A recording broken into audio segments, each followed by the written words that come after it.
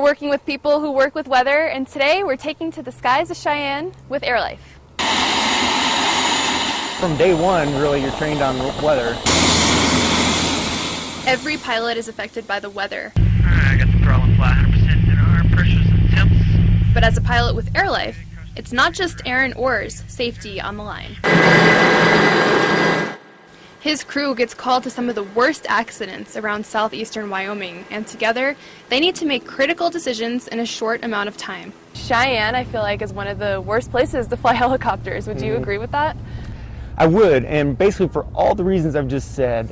We're high, summer times it's hot, in winter times it may not be hot, but guess what, we've got other things we're fighting against, whether it's blizzards, whether it's 50-knot winds, whether it's a combination of those things. Flying through a blizzard would be life-threatening, but surprisingly, summer weather brings some of the biggest challenges. As air density increases, that's better for flight, right? So colder weather. Sure, yeah.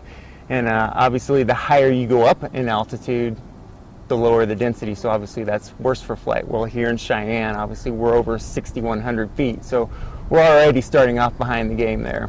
This makes takeoff and landing difficult for a pilot, so there's a lot to take into consideration. We have to figure out, okay, what fuel load allows me to be light enough to be able to take off when it's high and hot and land, but still gives me enough fuel to get where I'm going.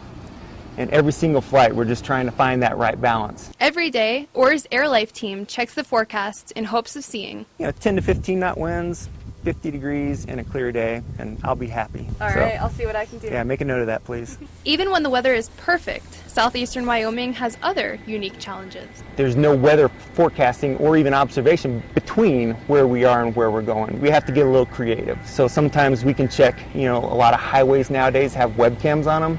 So we'll pull up and check the webcams between, point A and point B to see if the ceilings and visibility are acceptable for flight. There are so few aircraft that fly in a lot of the areas that we fly to. This is a dangerous job, so out of all the flight jobs that are available, why this? Just job satisfaction is what it came down to.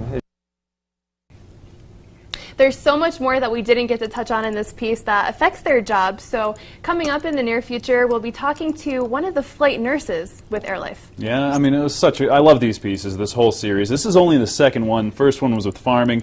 I look forward to every one, Crystal. You're doing an awesome job with it. They are so fun to do, and they're interesting. We learn a lot, so. Definitely. Well, and there's so many jobs that are impacted by weather, so if you have a story idea for the Working with Weather segment, email us news@kgwn.tv.